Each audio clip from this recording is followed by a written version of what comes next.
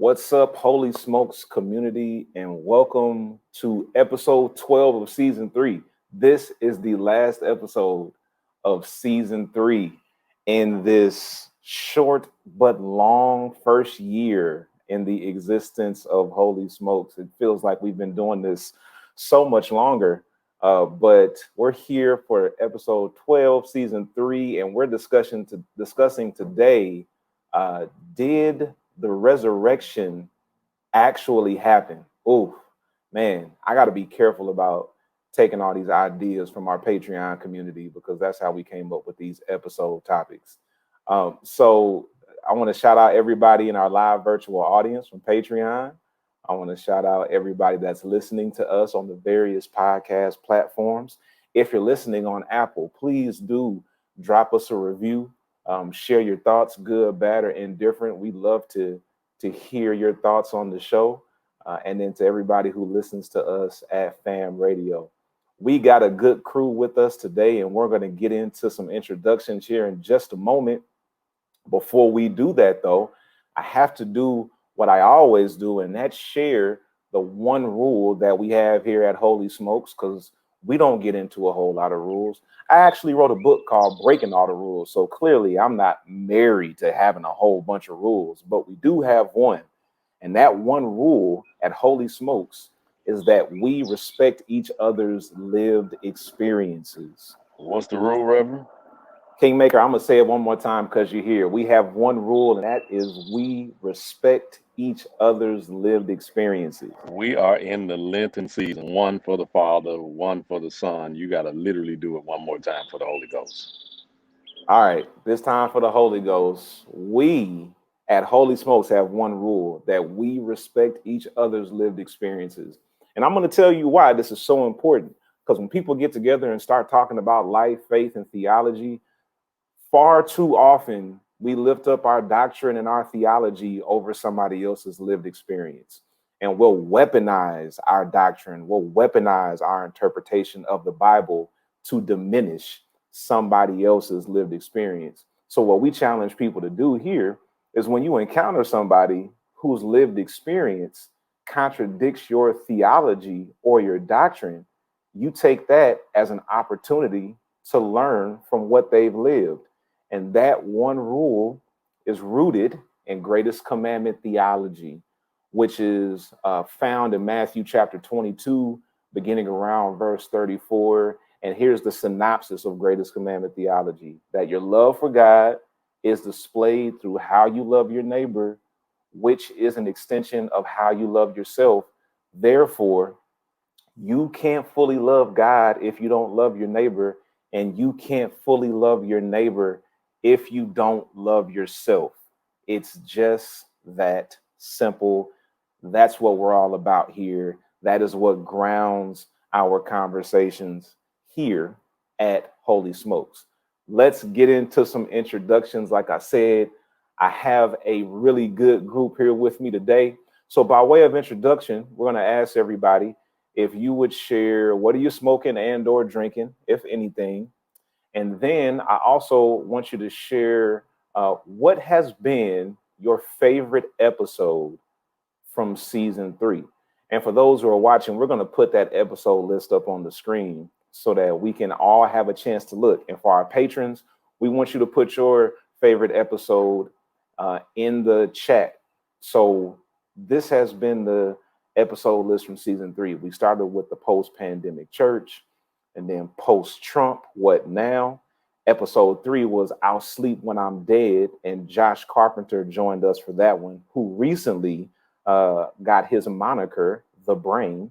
So The Brain was with us for episode 3. And then episode 4 was polyamory. What does the Bible say about that?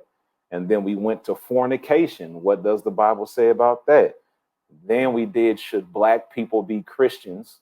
Stephen Thurston, the antagonist, was our special guest for Should Black People Be Christians? Then we did Pro-Ho Theology, It's a Thing. And AT&T, Tyranny Jordan, was our special guest for that one. And then we went to the ethics of pornography, and then sex work. What does the Bible say about that? And then David and Jonathan, the true bromance, and Her Grace. was with us. Tisha Dixon Williams for David and Jonathan, a True Bromance. And then our last episode was Mary Actually a Virgin? And our special guest on that show was Callie Coffin Frills, aka KSMR, the Bob Ross of ministry, was our special guest for Was Mary Actually a Virgin? So we've had an incredible season thus far. So we want people to share what was your favorite episode this season. Might encourage somebody to go back and check it out if you haven't seen it yet. I'll start. Again, I'm Christian Smith. I'm the host. I'm the heretic. I'm having this good old Cuban sandwich, one of our in-house favorites here at Holy Smokes. I'm having a Cafe Royale in honor of the Kingmaker who's with us today. And I'm having it out of my favorite little thermos that says Smitty's Boy with the picture of me and my dad. I love it. And in my Cafe Royale, I'm having Buffalo Trace today. My favorite episode this season, this was really hard because I really enjoyed all the episodes, but Pro-Ho Theology is the one that got me. I think it was like the most eye-opening for me. I learned a lot, and I learned on every episode, but Pro-Ho Theology was really good to me. So let's keep it going. We're going to kick it over to Karima Akila, the Truth. Introduce yourself, ma'am.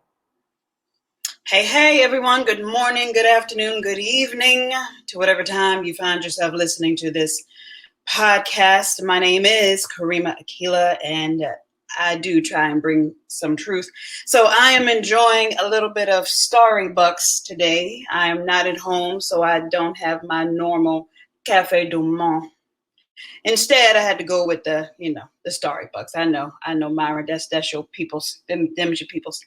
I've never heard you say anything other than Cafe du Monde. Like I don't know how I feel about that.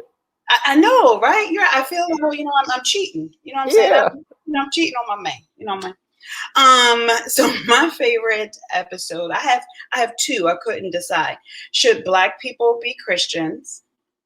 And I really resonated with that one because, that episode really speaks to where I am personally in my faith walk and journey. And then Pro-Ho Theology was just, that ish was just hot. So, yeah. Both of them. Yeah, absolutely. And again, that's a difficult one because Was Mary Actually a Virgin was really good, and David and Jonathan was really good. Like there are so many good episodes. Josh Carpenter, the brain, when he came through for I'll Sleep When I'm Dead, the season was just good, man. Let's keep it going. Let's kick it over to the Kingmaker. Introduce yourself, sir. What are you smoking and drinking? And what was your favorite episode this season? Greetings and salutations, everybody. I am excited and saddened at the same time to know that the season comes to an end. I really was not aware. It happens to me every season. But I'm excited. I am drinking healthy. I have my Arden Garden. I'm an avid fan of a local spot here called Arden Garden. And this is a smoothie that I made with fresh fruit. It's pineapple based with protein in it. And it's blackberries, strawberries, and mango. So I'm enjoying it. And I'm smoking my sponsorship stick, a sweet full body Maduro. And my favorite, I'm torn between two opinions. I am in between the post-pandemic church and fornication. Those two grabbed me in different ways. They were engaging, they were enlightening, and in some spaces they were infuriating. So those are my two that I'm dangling with right now. Thank you, sir. That's good. You went back to episode 1. I love it. I love it. Every episode has been good. If you haven't heard any of the episodes from this season, I encourage you to go back and check them out. Let's keep it going over to Myron the Mystic. Introduce yourself, sir. Myron the Mystic here, folks. How you doing? I'm excited to be with us here on the last episode. I am just drinking some water today. I'm taking it a little easy, Hopefully y'all don't get anything really heretical out of me today because it's just water. It's just, I can't say nothing too wild. It's just water.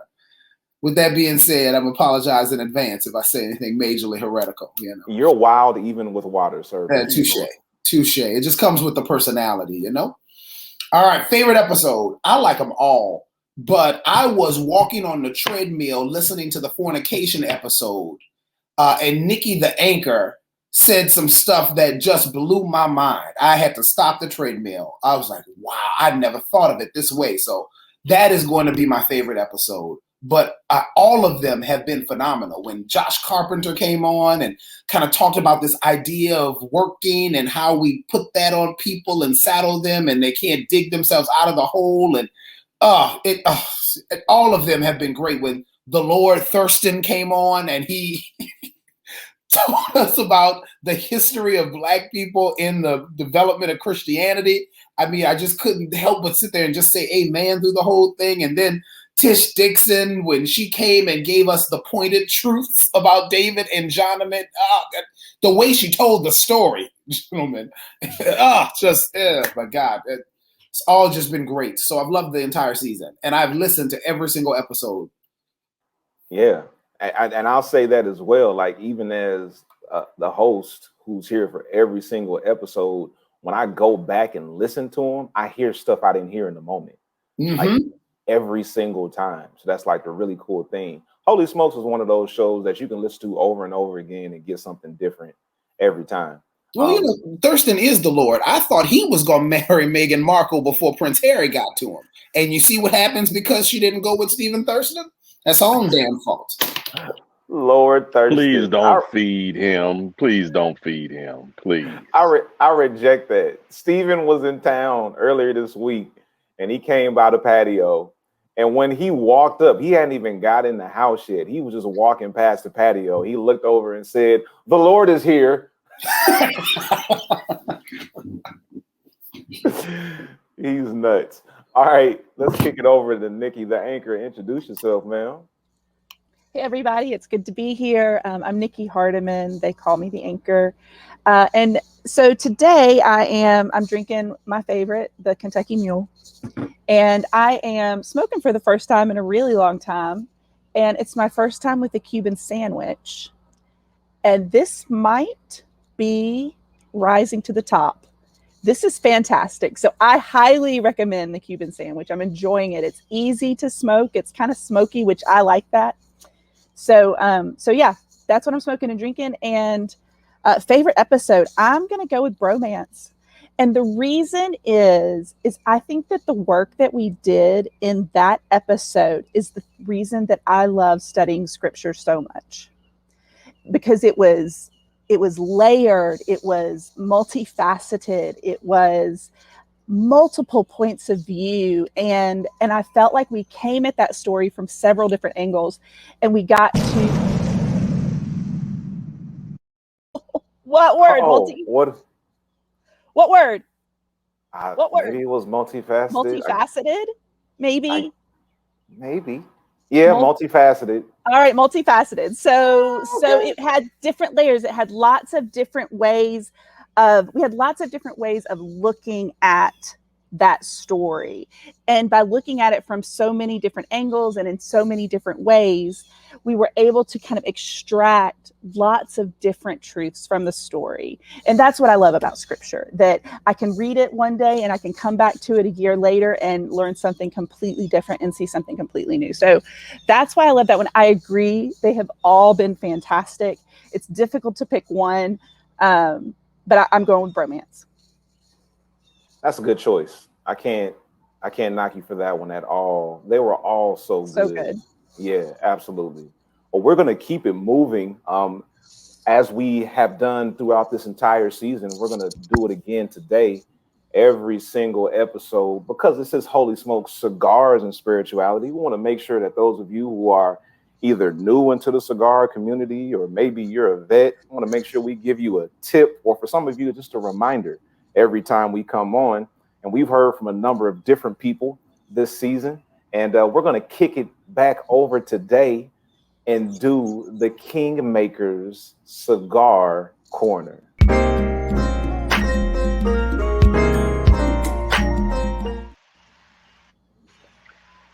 Always a pleasure.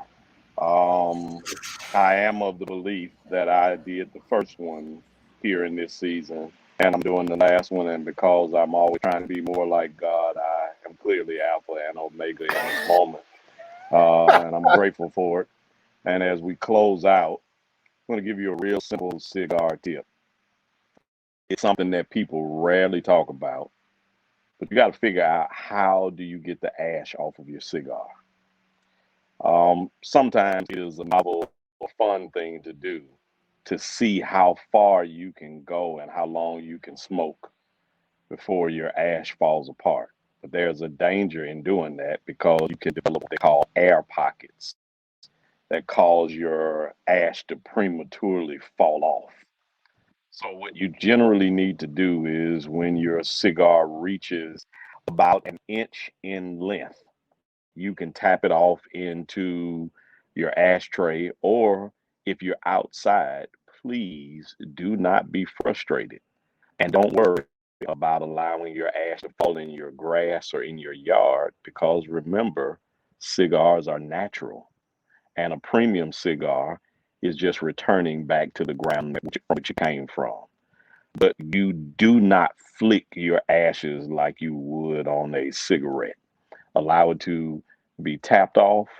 Don't allow it to fall off by keeping it too long. And you can tell the consistency and the clarity of your ash in the whiteness.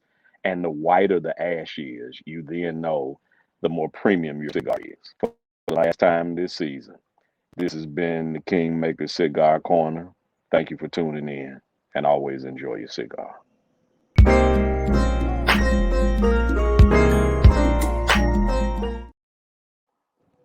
Shout out to the Kingmaker. Shout out to the Kingmaker for the cigar corner. I must say, I hate when my ash falls off into my lap.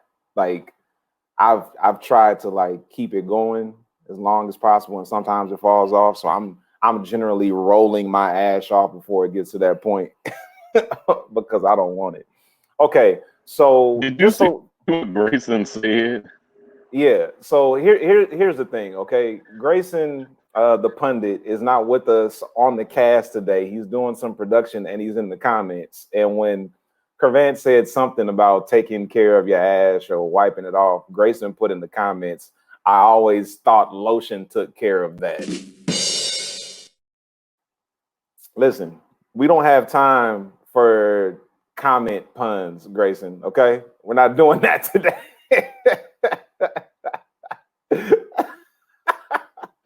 We're not doing it today. We're not doing it. Okay. Let's keep it moving and get into the heart of this conversation today. We are moving towards Easter. It is the Lenten season. So this is the time in the Christian calendar as we prepare to celebrate the crucifixion, resurrection of Jesus, and that entire story and how important it is to the Christian faith. I believe this is arguably the biggest celebration in the Christian calendar. I think you could put it up against Christmas, but between the two of them, I don't know if it gets any bigger than Christmas and Easter. And this particular celebration is completely focused on the resurrection, which is really big for me because I grew up Baptist. And in the Black Baptist church, for those who don't know, you have to take it to the cross at the end of every message. Like, I remember as a young preacher, and they want you to, so you see them in the chat, they want you to pull it, holler, squall, all of that when you take it to the cross. He had to get up early Sunday morning, and he got up with all power, all power in his hand. Okay, all right. Don't test my churchiness, y'all. Don't do that, because y'all know I can if I get ready. Don't test it. So it's a big deal. I remember one time I preached, and this message I preached really ministered to people. And one of the mothers of the church came up to me afterwards and said, "Son, you did such a great job. I just got one thing I need you to do. you didn't take us to the cross. And if you don't take us to the cross, that message is incomplete. And I was like, what? Like, why are we like judging the effectiveness of the sermon on whether or not I talked about the crucifixion and resurrection? Like, why is that? But that's just how important it is in many of our traditions. And there are many people that suggest without the story of the cross, particularly within the context of today, without the story of the resurrection, it makes the Christian faith null and void if we don't have the story of the cross and the resurrection.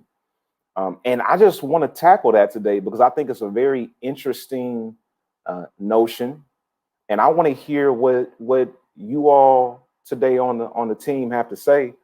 So actually, I want to start with Myron the Mystic and get his thoughts. Myron, like, so what are your thoughts? Do you believe the resurrection actually happened? And oh boy, I mean, just out the gate, here we go. So let me first start off and say, personally, as a person of faith, I'm a resurrection guy.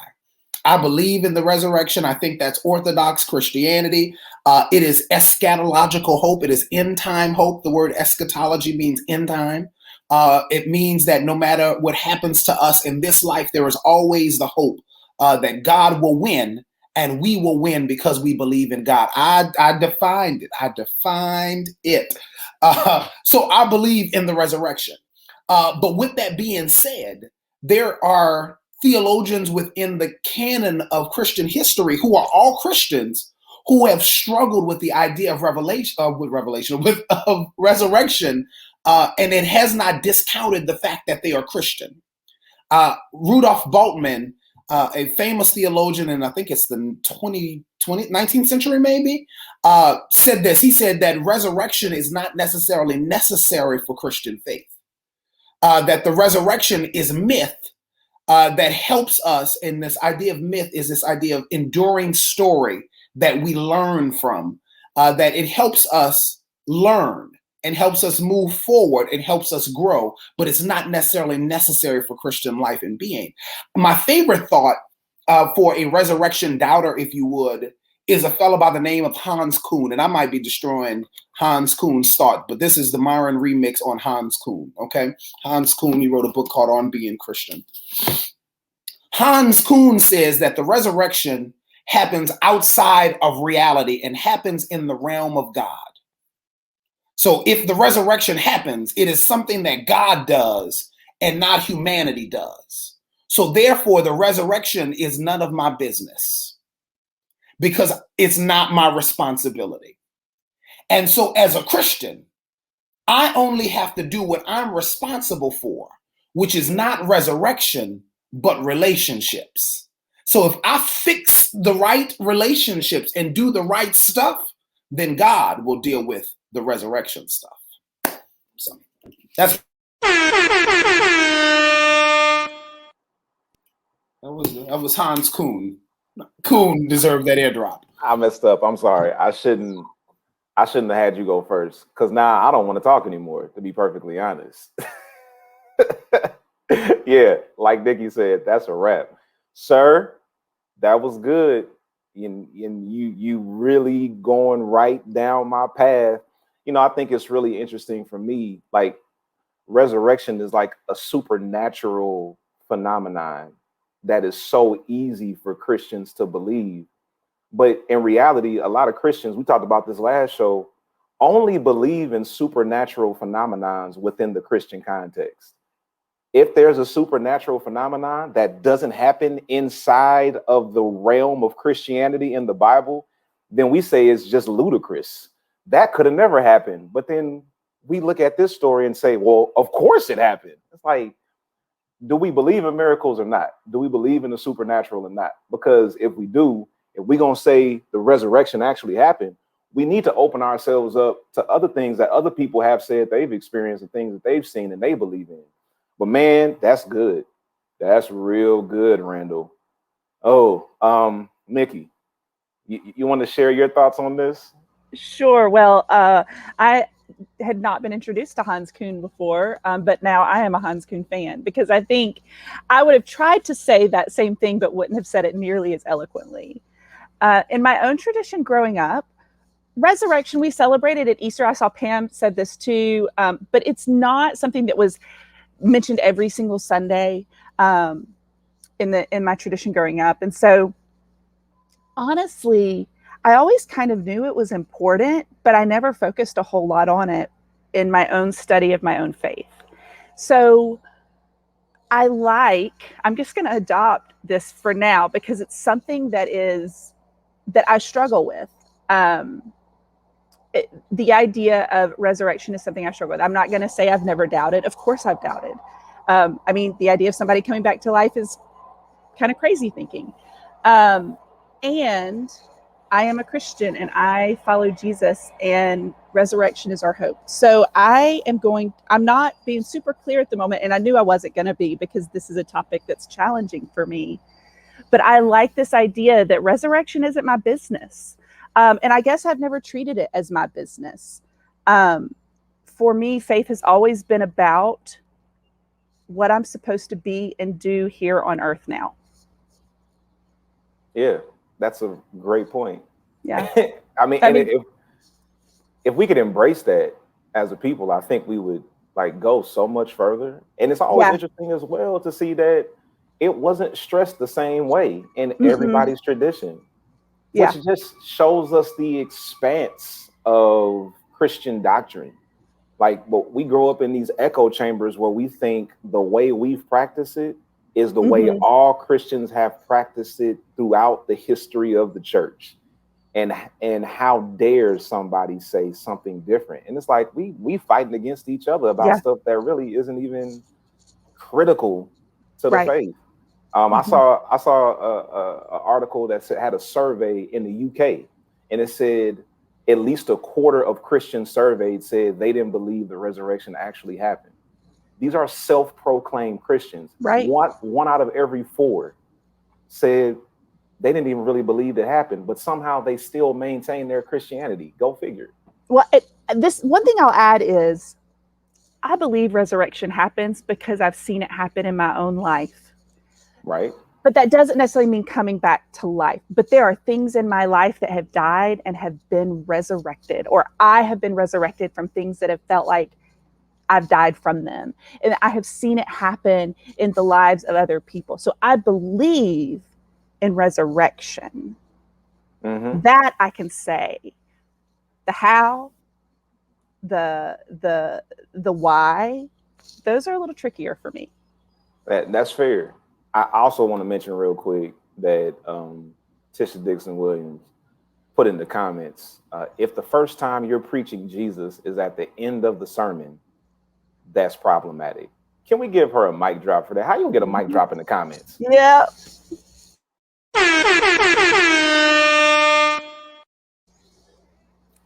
Tisha, we're about to ban you because you're not gonna come in here and take over. Karima, what are your thoughts? And then we're gonna kick it over to the Kingmaker. Man, this is really interesting. So my first initial response was going to be, of course I believe in the resurrection, just like I believed in everything else that I was told to believe in. I was told to believe that Jesus was born of a virgin. I was told to believe that he was sinless. I was told to believe that he never married, never had kids. I was told to believe that he died on the cross. I was told to believe that he was resurrected. I was told to believe that one day there'll be some horns that shall be heard, and then, all shall be resurrected. At the same time, now I am in this mad question asking part of my life where now I'm like, And it goes back to what we said on the last episode. Why? Why is the resurrection of Christ so important? Just like tied to his virgin birth. Why was his virgin birth so important? And then when I began to debunk that, to take that apart, then now it leaves me with what exactly is being resurrected? What portion of me is being resurrected? And then to what you all just said about that's none of my business, right? That's the work of God. I'm left to sit with and ponder, there was a portion of my existence that wasn't any of my business either. Before I came into this earthen vessel, if I am to believe that I am of God, therefore there was a portion of who I am that I don't recall. And then one day I'm born, right? And then somewhere around 2 or 3, I have memory up until the time that I leave this place. And then there will be another portion of my existence, if I am eternal, that I have nothing to, that's God's stuff too. So the only thing that I can contemplate is this little span of time right here, the 2 dates and a dash. That's the only time that I am aware of that is the only agency that I have, right, over this. And so what I'm wondering is, like you all said, I don't know. I'm really, I hate to speak on it because I feel like I'm all over the place right now as I am just really picking apart the things that I was told to believe. So I don't know. What I can say is it is well with my soul when I say there is a portion of me that I didn't know about. I don't know what I had to do with getting here. And there's a portion of me after I leave here that I don't know about. And those portions of me I have to trust to this internal being. And honestly, that is the importance of your presence here, because you always tell the truth. Like, and if you're all over the place and you're not sure on something that maybe you've questioned your conviction in the moment, you always share that. And I think that's so important because there are other people who are engaging this content who are in the exact same place. And not just people who are listening, even those of us here. I have changed my conviction in the middle of a show a number of times. Mm-hmm. So I greatly appreciate that. Ariana just said it. She said, I'm in that space now, connecting and understanding the importance of present and presence. Absolutely. We're always in process. So I appreciate you sharing that little bit of truth. Kingmaker, what you got, man? What are your thoughts? Did the resurrection happen? Yeah, I look at life through the lens of purpose, and understanding purpose leads to a level of greatness, which ultimately pushes you to success and then provides you power and authority. I am a believer in resurrection. Not like most Christians who only believe in the supernatural inside of their sphere of influence and their cultural comfort zone. I believe in UFOs. I believe that there are aliens out there.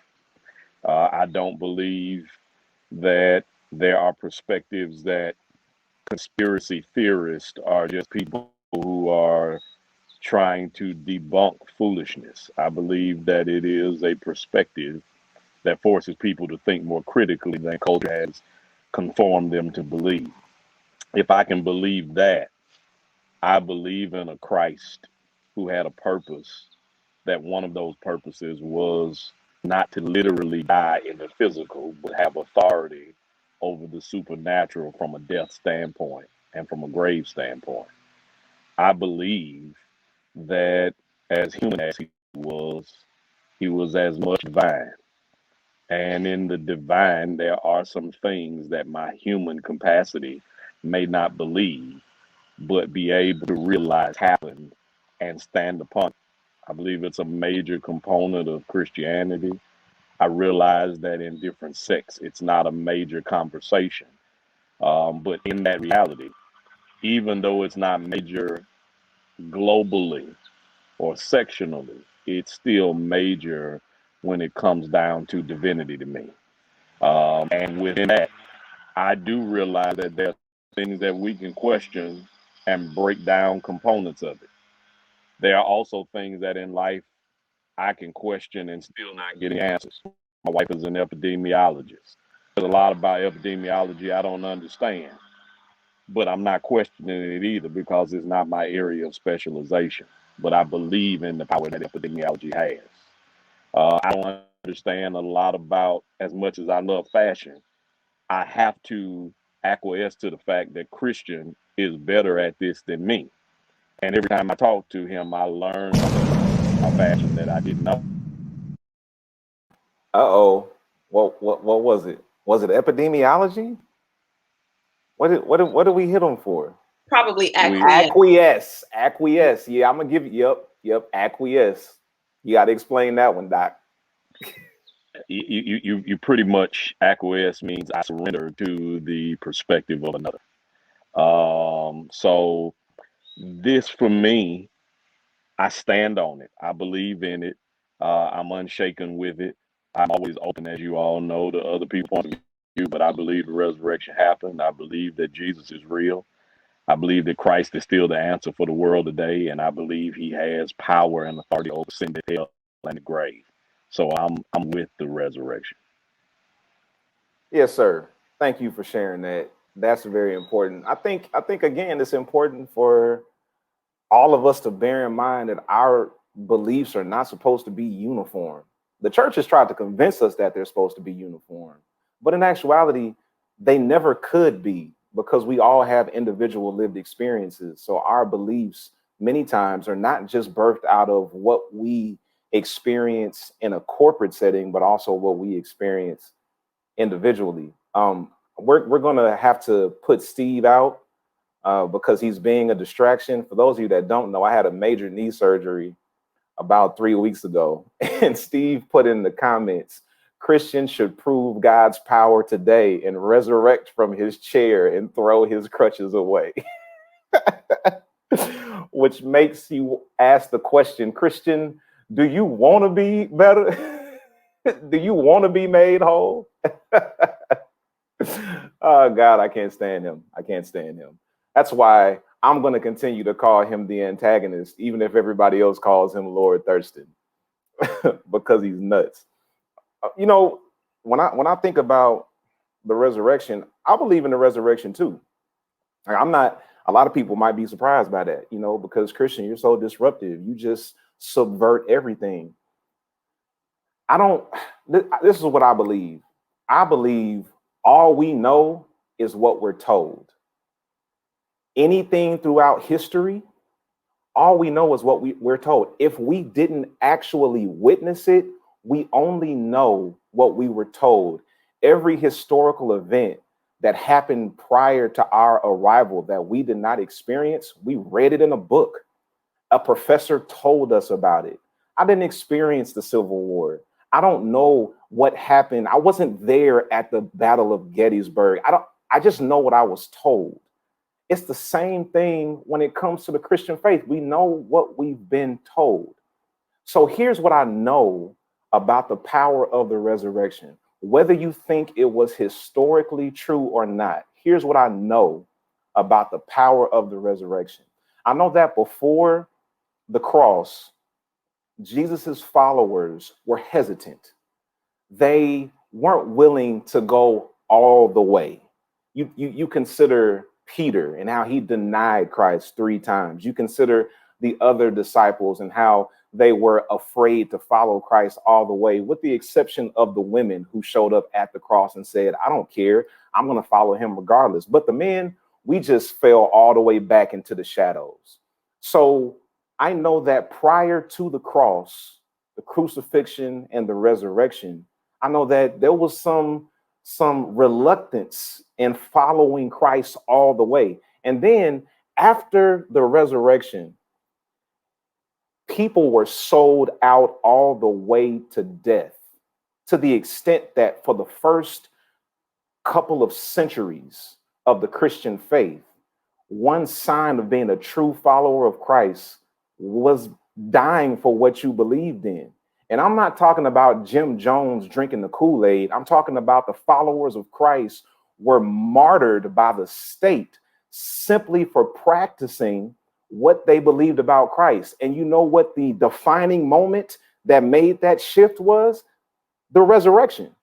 So whether you believe in the historical accuracy of it or not, you got to acknowledge that whatever happened in that moment, it shifted people's mindsets to say, based on what I've just experienced here, I'll go to my grave for this. I'll be martyred for this. I don't care what happens. It wasn't until the 4th century where Christianity actually got in bed with the state that we shifted the idea of Christianity being tied to martyrdom to being tied to power and authority and violence. So I believe in that power, whether I know it's historically accurate or not. I believe in the resurrection of Christ the same way I look at what Fred Hampton said when he said, you can kill a revolutionary, but you can't kill a revolution. And that's how I feel about the resurrection. I feel like they killed Jesus, and whatever happened, resurrection or not, whatever happened, that revolution took off in that moment. And that's why I think it's important for us to celebrate and to recognize. Anybody want to jump in on anything right there before we pivot? Yeah, that's a big deal for me because you said something that is clear. There's a shift that changes after there is a recognition that he's still not in the same space. And then when you look at the historical dynamic, whether you can line it up with timelines or not, one thing that you can almost certainly realize is for people to put their lives on the line, there has to be something so staunch that shook them that you got to remember, most of the disciples were not churchmen. These were marketplace people. So for a marketplace person to have such a seismic shift, you realize that Stephen is getting stoned to death. Barnabas is stoned to death. Bartholomew is flayed to death. Philip is hanged to death. John is boiled in a kettle of burning oil and is comfortable doing this for the right of Jesus. Like Luke is hanged to death on a tree in Greece. Paul's head is chopped off at Nero's chopping block. You are walking through the fact that there are people who were not church people who put their lives on the line. And Christian preaches a great sermon about Thomas not being the only one that doubts, but has an encounter with a supernatural, realistic individual that says, you need proof, here it is. But for the people who won't have this proof, I'm grateful for what you've done. I think in that reality, if I can believe in a car that's powered by electricity, if I can be in a position to believe that some kind of wave is creating a path to allow me to type in an address and it always takes me to the right place. There are things that are way more unbelievable to me. And then there are realities for me that his resurrection, going back to what the truth was saying, I've seen him resurrect moments in my life, moments where I know stuff was dead in me, in my circumstance, and along my path, and he brought it back to life. It is then a further testament of his resurrection power, not just over the grave, but over stuff that's dead and giving it authority again. So for me, I'm standing with the resurrection. I'm all for resurrection. Some you call it Easter, you can call it Happy Bunny Day. I don't care what you call it, but the resurrection is big for me. Yeah.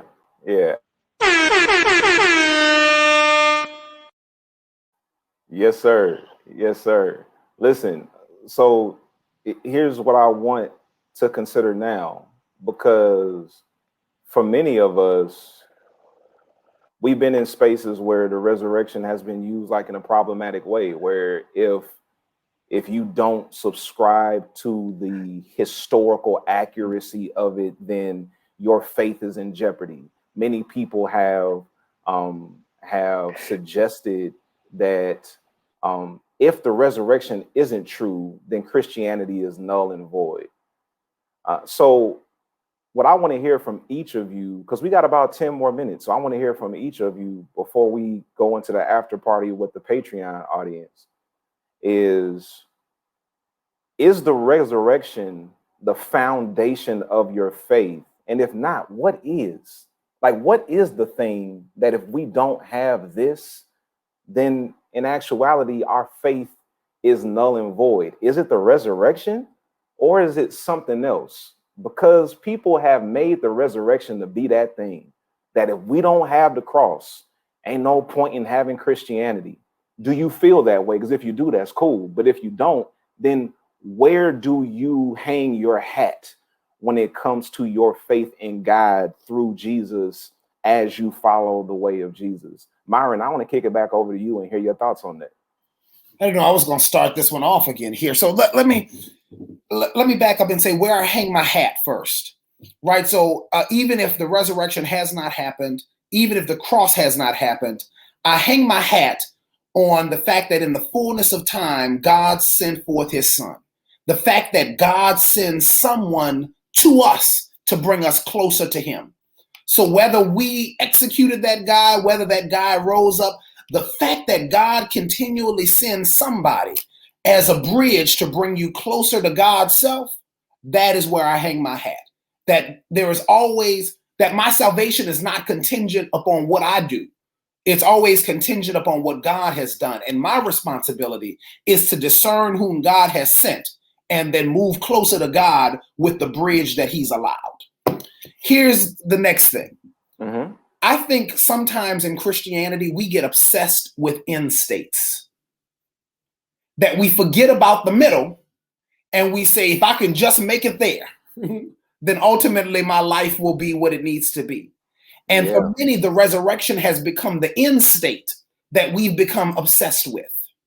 And I've said this before. I said this to a guy who's a Greek professor, and he said, you know, I'm not going to tell you you're wrong, because if you're wrong, you won't share the truth that's behind it. But I told this guy who studies Greek this, and I hope this makes sense, folks, because I got all these, theologians on the call here and they're watching.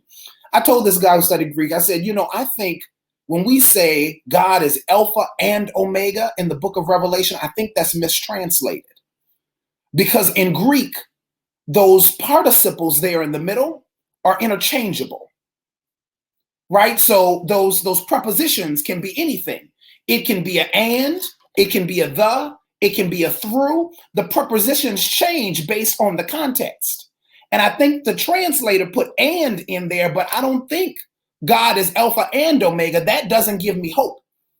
I think God is Alpha through Omega. So that means he's Alpha, Beta, Gamma, Delta, Epsilon, Zeta, Eta, Theta, Iota, Kappa, Lambda, Mu. Yeah, I'm not going to do them all, but he's the middle as well. So he meets us at the beginning, and then he walks with us through the process, and then he's right there at the end. I think he's Alpha through Omega. So I'm not obsessed about heaven. I'm just concerned about living today.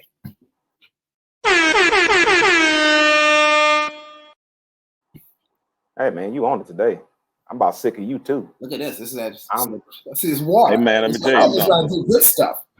Let me tell you something. You drinking from the water of the life water now. And That's it. I'm ready. I hear your Baptistness in you today, Reverend. You got that Holy Ghost. That's a resurrected Holy Ghost you're talking about right there. That's good stuff there, Reverend. I like it. I'm ready Keep today, doing y'all. that to me now. You're not finna keep doing that to me, Reverend. Yeah, you in there, man. Listen, that just made me think about something I shared earlier today. I think that we need to put more emphasis on how Christ lived than we do how Christ died. I think that Christ did more in his life than he did in his death. We can learn more about what it means to really live for God in Christ's life than we do in his death. Because if everything is about his death, we'll miss all he did while he lived. So I actually push back against the notion that people have with, this is the church that Christ died for. Can we say this is the church that Christ lived for? Can we talk about how Christ lived for this church? And then maybe if we can tie our faith to how Christ lived, we won't have so many people bastardizing the name of Jesus to push nationalism and to push white supremacy and to push misogyny and homophobia. If we would focus on how Christ lived in addition to how Christ died. But I think the emphasis should be on how Christ lived. So that was good. Nikki, where do you hang your hat? Talk to us. Ooh, Myron, I could almost just say ditto. That was good. That was good. Thank you. I think, though, where I am going to say that I hang my hat, it's on the incarnation. It's on Jesus. And that's pretty much what Myron was saying, I think. For me, it is the life. Yeah, I'm sorry. I got a bumblebee around here. It's trying to get too close. It's the life, death, and resurrection of Christ altogether. I do think it's problematic when we focus only on the resurrection, because it too often has given Christians permission to not pay attention to how they live their lives. And I think that's problematic, and I think it's antithetical to Christianity. I don't think that works. So for me, it's the incarnation. It is that God of all creation came to us in the person of Christ. And Jesus, and I'm going to that Philippians passage, did not consider equality with God as something to be exploited, but instead chose to live like us, chose to experience life as we do, so that we can see how to live and engage this life that we have more abundantly, more kindly, more compassionately. And in that, and in understanding the death and resurrection of Jesus, we find our way to our own salvation. Yes. Yeah. Thank you. The incarnation. I love it. And Grayson, the pundit, is with us, of course, in the chat. He said we can't emphasize Christ's life because then we'd have to actually follow him and his example, which is a scary notion for a lot of people, to actually have to pay attention to how he lived rather than how he died, to pay attention to his humility in life rather than his power in resurrection. Because a lot of us are really more concerned with proximity to power than we are living in the way of Christ. So absolutely. Truth, where do you hang your hat? And then we'll go to the Kingmaker and start wrapping this up. So previously, I've hung my hat on where the message of the church. The message of the church is that of SWORD. This is what I used to teach my children. The acronym SORD. The whole entire Bible, the whole entire message of the church can be summarized with S for sin, O for oppression, R for repentance, D for deliverance. And so because the original sin happened, therefore, that's why we needed Jesus, right? And our sin, we feel the effects of that, therefore the oppression. Whole entire Old Testament is an example of that, right? Then now we feel sorry for our sin and we repent, thus the need for the death of Christ on the cross, and then deliverance, thus the need for the resurrection. So my whole entire Christian existence up until very recently, and the reason for the resurrection was hung on this, right? Now, going to what Nikki said, this is now where I hang my hat, and that is on the incarnation. And if the word incarnation means a person who embodies a deity, a person who embodies a deity or a spirit, then that is what I can align with. And then therefore, the life of Christ and the fact that Christ was word in action. He believed what it was he said. He believed it fully. There was no doubt in him. When he said that he was the Christ, when he said that he was the Son of God, then he believed it. Our problem is we don't. And therefore, because we don't fully believe the words that we say, then our actions reflect what we don't really believe. Therefore, we don't experience the same degree of power in our life. Therefore, we can't love others to the degree that Christ did. We can't forgive others to the degree that Christ did, because we don't fully believe the words that we say. So for me, I'm settling it right here on, again, I got 2 dates in the dash. I ain't had nothing to do with the first date. I pray God I ain't got nothing to do with the last date, but I got everything to do with that dash. So during this dash, I'm going to focus on the incarnate Christ and walk this earth as he told me to.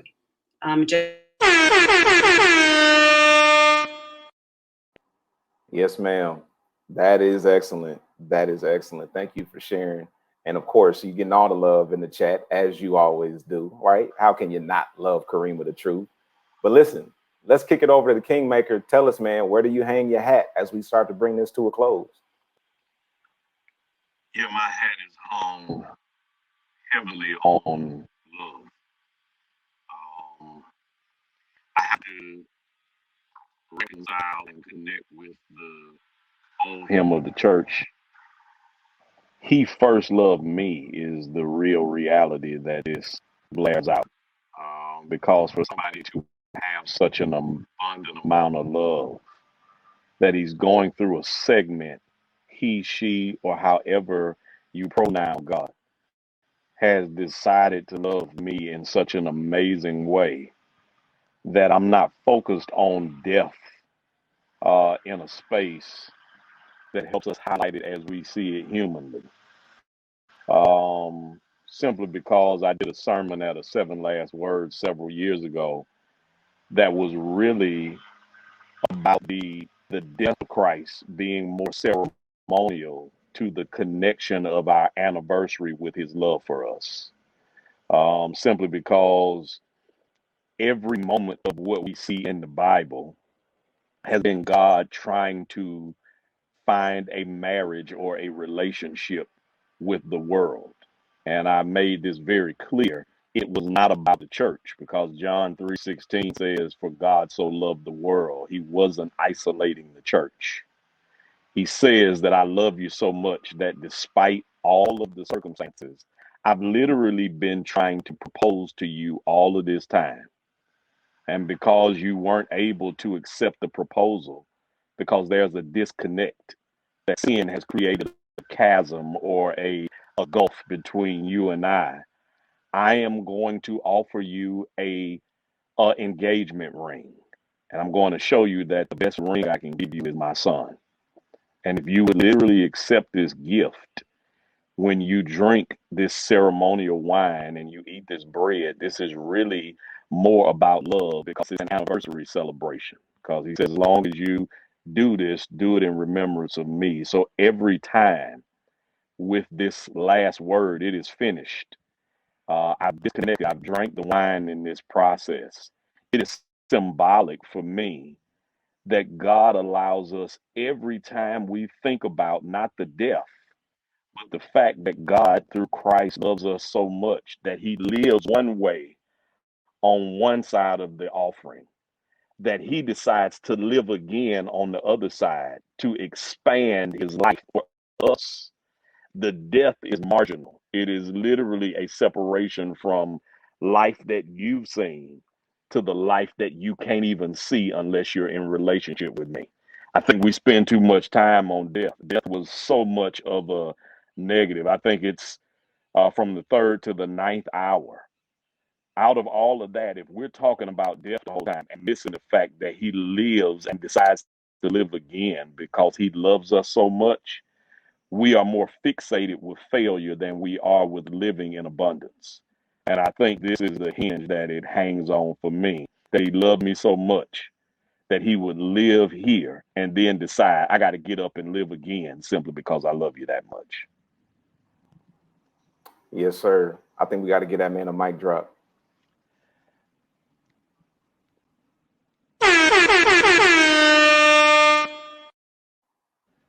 Man, this has been rich. Tish just said this might be her favorite episode. I'm going to tell you guys where I hang my hat, and we're going to wrap up the official episode and go to the after party, because Ariana had a really good question, said, based on this episode, what is the Easter celebration for you this year based on this episode? So I want to discuss that in the after party, but I want to tell you where I hang my hat, and this will come as no surprise. I hang the hat of my faith on the greatest commandment. Jesus said, your love for God is expressed in how you love your neighbor as a reflection of the love you have for yourself. You're saying that's not what Jesus said. Well, yeah, he didn't say it in those exact words. He said that here's the greatest commandment: love God with your heart, soul, mind, strength. And then the second part is like it or equal to it: love your neighbor as yourself. And then he says, everything in the law, everything in the prophets hinge on these two. which suggests to me that it's always been about greatest commandment, to the extent that had humanity really embraced the greatest commandment from the jump, we wouldn't even need Jesus.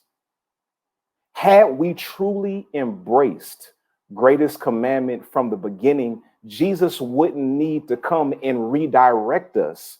Jesus wouldn't need to come and shift our focus. When he comes on the scene, he's showing us greatest commandment from the beginning. When he introduces his ministry to the world, he quotes Isaiah. He says, the Spirit of the Lord is upon me and has anointed me. Why? Why is the Spirit of the Lord upon you, Jesus? Why are you anointed for this moment? He said, because I'm preaching good news to the poor. I'm setting free the captive. I'm giving healing to the sick. And I'm actually coming to help the oppressed. That's greatest commandment. He's telling you right there, I came to show you how to live out greatest commandment. Everything that he does is to show us how to live out greatest commandment. When he says what the judgment will look like, he says on judgment day, this is how people are going to be judged. People are going to say, well, we prophesied in your name. We did all of this church stuff in your name. And the judge is going to say, get away from me. I don't know who you are. Because when I was hungry, you didn't give me anything to drink, or you didn't give me anything to eat. When I was thirsty, you didn't give me anything to drink. When I was sick, you didn't see about me. When I was in prison, you didn't see about me. When I was poor, you didn't help me.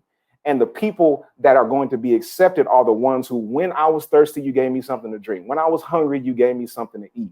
Those are the people. That's greatest commandment. Jesus came to reestablish the importance of greatest commandment in our lives. And then Jesus says, okay, I've been living greatest commandment all this time and you still don't get it.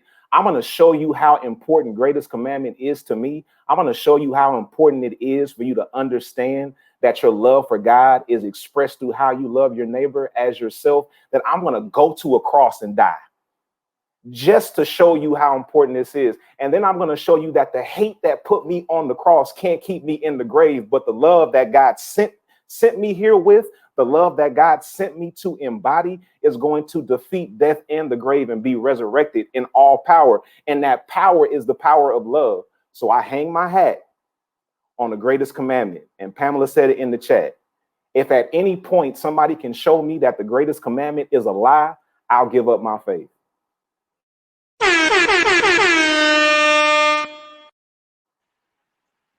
Y'all, this is So Dan. then, my brothers and my sisters. Come on, sir. We didn't need a mic drop. We needed an organ right there, right? Yes, Lord. Yes, Lord. Yo, this has been Holy Smokes Season 3. Wow. You all are amazing. Thank you all for participating. Thank you all for listening on the podcast platforms. We're going to take a few weeks off and we're going to come back and we're going to do it all over again. So get ready because it's coming. We'll see you in Season 4 of Holy Smokes, Cigars and Spirituality. Peace out.